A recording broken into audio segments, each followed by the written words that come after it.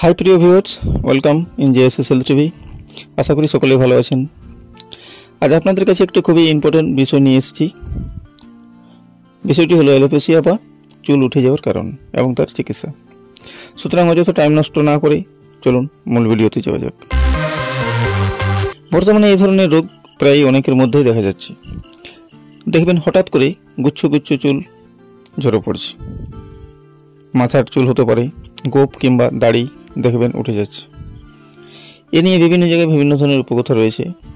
যাই হোক, মনে রাখবেন এটা কিন্তু একটা রোগ যাকে বলা হয় অ্যালোপেসিয়া।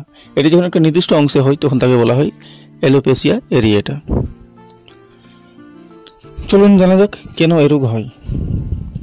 শরীরের যখন অটোইমিউন সিস্টেম নষ্ট হয়ে যায় তখন ডাব্লিউবিসি অর্থাৎ হোয়াইট ব্লাড সেল বা শ্বেত রক্তকণিকা হেয়ার ফলিকলকে সরাসরি অ্যাটাক করে এবং নষ্ট করে দেয়, যার ফলস্বরূপ ওই অংশে চুল উঠে যায়।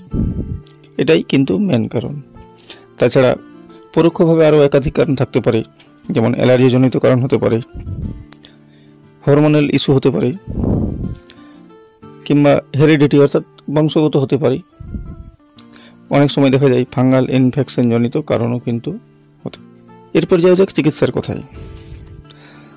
সাধারণত কিছু ক্লিনিক্যাল এক্সামিনেশনের পর রোগ ও রোগীর পরিস্থিতি এর আসল কারণ কোথায়, সুতরাং সে অনুসারে ট্রিটমেন্ট শুরু করা হয়। হতাশ হবেন না। কোয়ালিফাইড ডার্মাটোলজিস্ট বা স্কিন স্পেশালিস্টের চিকিৎসা নিন। অভিজ্ঞতা থেকে দেখেছি এ ধরনের রোগী কমপ্লিটলিভাবে সুস্থ হয়ে যায় এবং পুরোপুরি রোগ থেকে আরোগ্য সম্ভব। সুতরাং আজ এ পর্যন্তই। নেক্সট ভিডিওতে আবার দেখা হচ্ছে। ভালো থাকুন। সবাইকে অশেষ ধন্যবাদ।